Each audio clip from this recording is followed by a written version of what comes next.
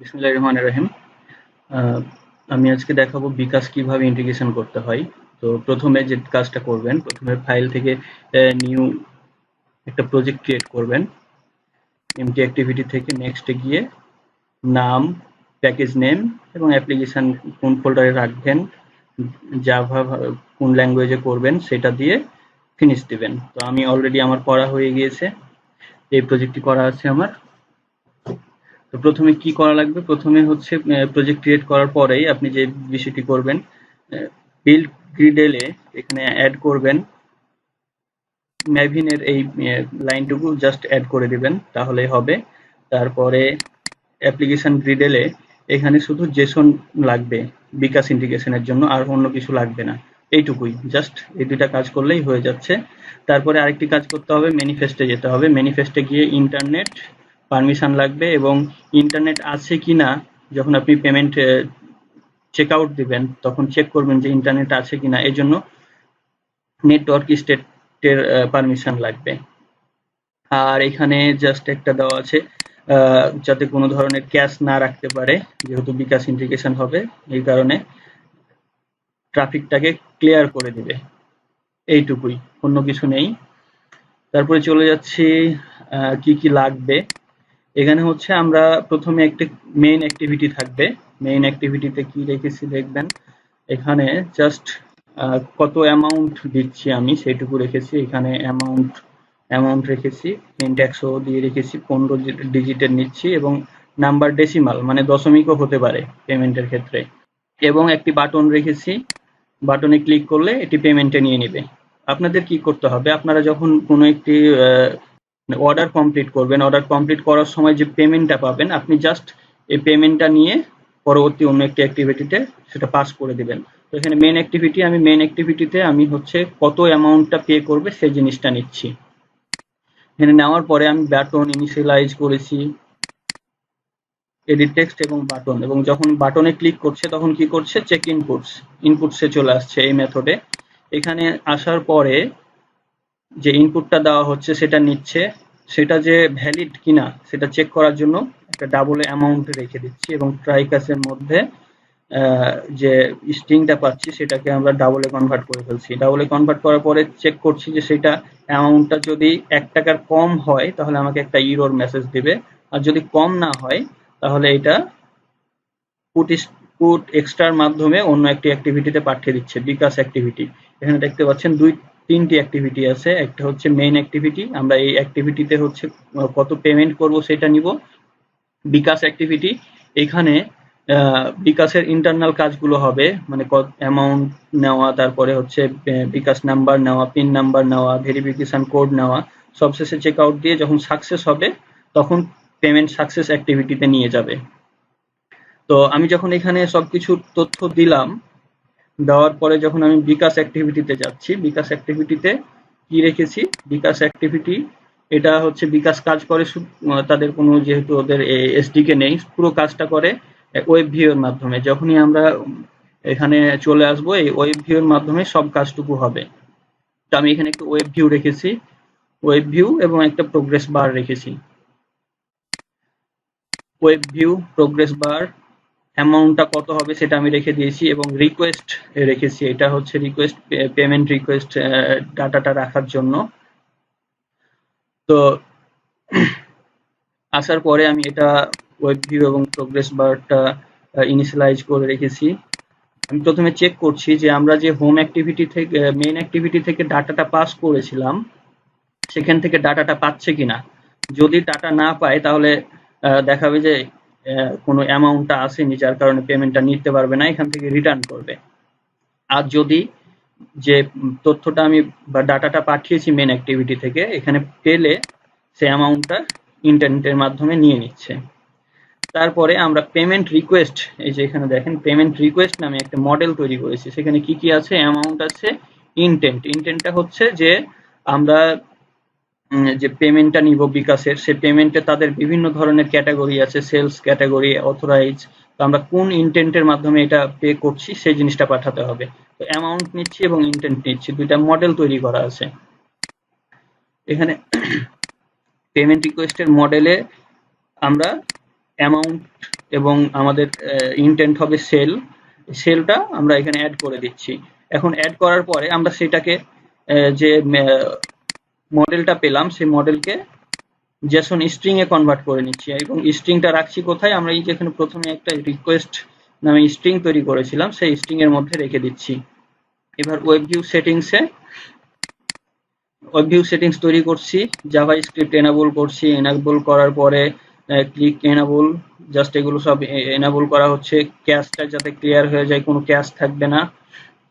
সবকিছু করার পরে এখানে একটা আমি জাভাস্ক্রিপ্ট ইন্টারফেস তৈরি করেছি। কি জন্য? যে যখন আমরা হচ্ছে বিকাশের আমরা পেমেন্ট কমপ্লিট হওয়ার পরে বিকাশ কিছু তথ্য আমাদেরকে ফেরত দেবে, যেমন ট্রানজেকশন আইডি, কত টাকা পে করা হয়েছে, পেমেন্ট কি বলে পেমেন্ট আইডি। এই পেমেন্ট আইডিটা যাতে আমরা রিসিভ করতে পারি এই জন্য এখানে বিকাশ স্ক্রিপ্ট ইন্টারফেস বিকাশ জাভা স্ক্রিপ্ট ইন্টারফেস নামে একটা ইন্টারফেস ক্লাস তৈরি করা হয়েছে। তো আমরা সেখান থেকে কি পাঠাচ্ছি, বিকাশ থেকে এখান থেকে আমরা কনটেক্সটটা পাঠিয়ে দিচ্ছি। কনটেক্সট বা মেন অ্যাক্টিভিটি, কোন অ্যাক্টিভিটি থেকে এটা কাজ করছে কনটেক্সটটা পাঠাচ্ছি এবং কোন মেথডের মাধ্যমে আমরা কোন কিওয়ার্ডের মাধ্যমে আমরা সেটা রিসিভ করব সেই জিনিসটা আমরা পাঠিয়ে দিচ্ছি কিনিয়ার্স পেমেন্ট ডাটা। এটা যেহেতু কিনিয়ার্সের সেহেতু কিনিয়ার্স পেমেন্ট ডাটা থেকে পাঠিয়ে দিচ্ছি। আর এটা হচ্ছে যে আমাদের যে হোস্টিং এ এপিআই কিটা রাখা হবে, মানে আমাদের ক্রিডেন্সিয়াল রাখা হবে, সেই লিঙ্কটা এখানে দিতে হবে। তো এই যে এইখানে যেটা বললাম বিকাশ জাভাস্ক্রিপ্ট ইন্টারফেস, এখানে কি হচ্ছে আমি দেখিয়ে দিই। এটা এখানে আসবে, এখানে কিছুই নেই, জাস্ট কনটেক্সটটা পাস করেছি। কনটেক্সটটা পাস হওয়ার পরে যখন পেমেন্টটা সাকসেসফুল হবে তখন অন পেমেন্ট সাকসেস নামে একটা মেথড তৈরি করে রেখেছি। এখানে কি ডাটা পাবে, কিছু ডাটা পাবে, সেই ডাটাটা আমি এখানে ফিল্টার করেছি। ফিল্টার করে transaction ID, payment ID transaction ID এবং অ্যামাউন্টটা আলাদা করে ফেলেছি। আলাদা করার পরে কি করেছি, আমি পেমেন্ট সাকসেস যে অ্যাক্টিভিটিটা সেখানে ট্রান্সফার করে দিয়েছি। কি ট্রান্সফার করেছি, ট্রানজেকশন পেইড অ্যামাউন্ট, কত টাকা পে করেছি, এবং পেমেন্ট সিরিয়ালাইজ, এটা হচ্ছে যে আমি যে টোটাল ডাটাটা পেয়েছি আমি বিকাশ থেকে সেই পুরো ডাটাটাই আমি ট্রান্সফার করে দিয়েছি। কারণ পেমেন্ট সাকসেসে কি দেখাচ্ছি, আমি পেমেন্ট সাকসেসে কিচ্ছু না, আমি শুধু দেখিয়ে দিয়েছি যে কি কি ডাটা পাচ্ছি। টিভি রেজাল্ট নামে একটা দিয়েছি, এখানে রেজাল্টটা ইনিশিয়ালাইজ করা হয়েছে। আর যে ডাটাটা পাচ্ছি, কোনো ডাটা যদি না পায় তাহলে কোনো ডাটা পাইনি এটা দেখাবে, আর যদি পেয়ে যায় তাহলে কি করছে, ট্রানজেকশন আইডিটা আলাদাভাবে দেখাচ্ছে। এই ট্রানজেকশন আইডিটাই কি করবেন, যখন আপনি কোনো ই কমার্স সাইট নিয়ে কাজ করবেন তার শুধু ট্রানজেকশন আইডিটা প্রয়োজন হবে ডাটাবেজে সেভ রাখার জন্য। তো আপনি এই ট্রানজেকশন আইডিটা ওই মডেলের মধ্যে সেভ করে রেখে দিবেন বা ডাটাবেজে সেভ করবেন এই জিনিসটা। ঠিক আছে, তো এইটুকুই। আবার আমি বিকাশ অ্যাক্টিভিটিতে যাই, বাকি কাজগুলো দেখাই। তো এই যেটা বলছিলাম এটি হচ্ছে যে এপিআই কি এর লিঙ্কটা, যেটা আপনি হচ্ছে আপনার হোস্টিং এ রাখবেন বা যে কোনো ই কমার্স সাইটে কাজ করবেন সেই হোস্টিং এ রাখবেন, যে রাখছেন payment.php নামে যে ফাইলটা থাকবে সেই ফাইলকে কল করতে হবে। আমি এখানে একটি ক্লাস তৈরি করেছি যেটাকে ওয়েব ভিউ ক্লায়েন্ট এক্সটেন্ড করছে। এই ক্লাসটা এখানে কি করছে, যে শুড ওভাররাইট ইউআরএল লোডিং। তো এখানে কি করবে, এখানে যখন বিকাশ অ্যাপটা ওপেন হবে বিকাশ পেমেন্ট নেওয়ার জন্য, তার নিচে একটা টার্মস অ্যান্ড কন্ডিশন থাকবে।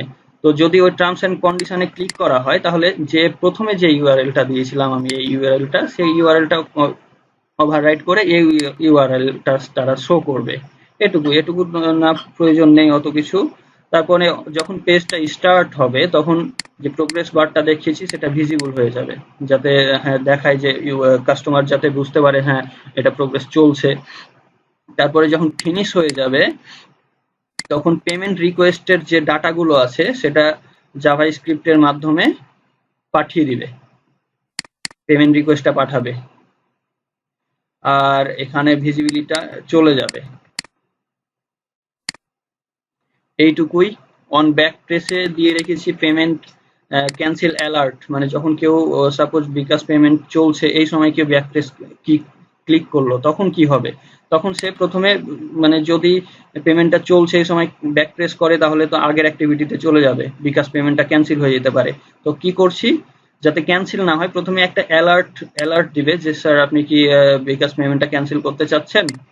যদি আনফরচুনেটলি ক্লিক করে তাহলে দিবে যে নো, তাহলে মানে তার বিকাশ পেমেন্টটা করতে হবে। আর যদি ইয়েস দেয় তাহলে ব্যাকে চলে যাবে, পেমেন্ট ক্যান্সেল এটা দেখাবে। তো এইটুকুই, আর অন্য কিছু নেই। আমি প্রথম থেকে আরেকবার এটা রিপিট করি। একটা হচ্ছে আমাদের প্রথমে একটা প্রজেক্ট ক্রিয়েট করব, ক্রিয়েট করার পরে প্রথমেই আমি এখানে গ্রিডেলে এখানে ম্যাভিনের এই লিঙ্কটা যুক্ত করে দিব।